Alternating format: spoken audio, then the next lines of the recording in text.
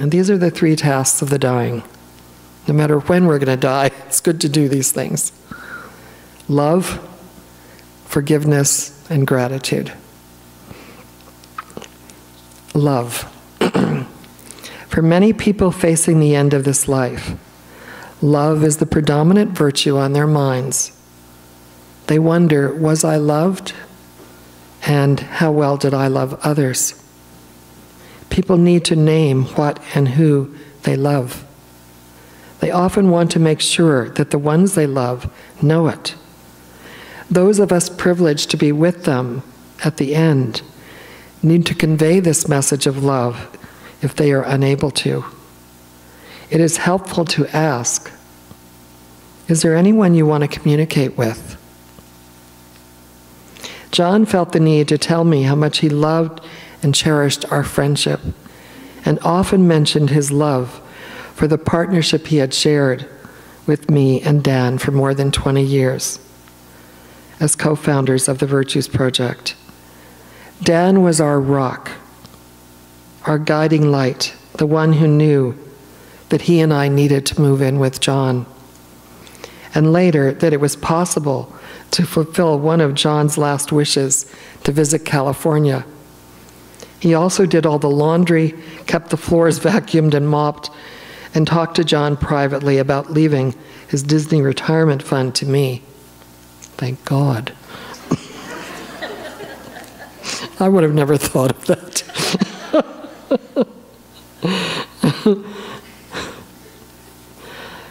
I want to go on to another part of that chapter.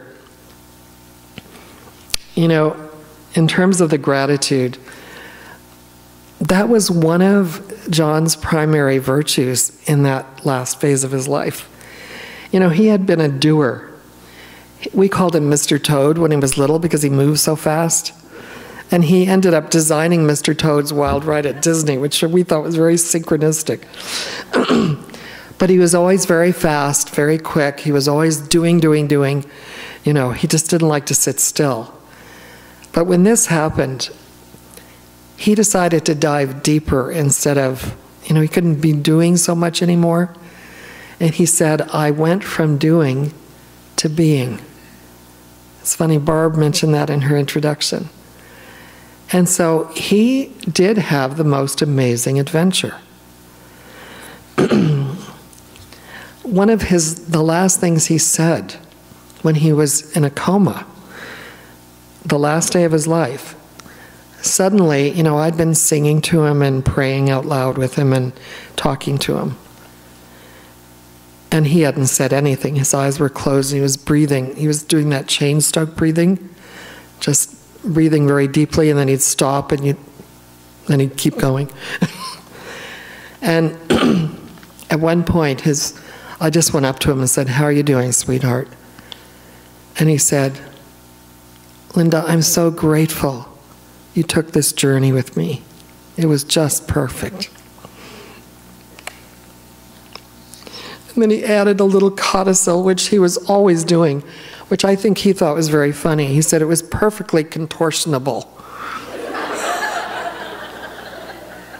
Now, I took that to mean that I had to be a bit of a contortionist to meet all his needs, but I think he was trying to make a joke. But his gratitude was very sincere. And to tell me that it was a perfect journey he couldn't have said anything more meaningful. And he also wanted to thank everybody he could possibly think of. So I had to get online, find people he hadn't seen for years. He wanted to thank them for being part of his life. And he used his virtues language to thank them. And what he was thankful for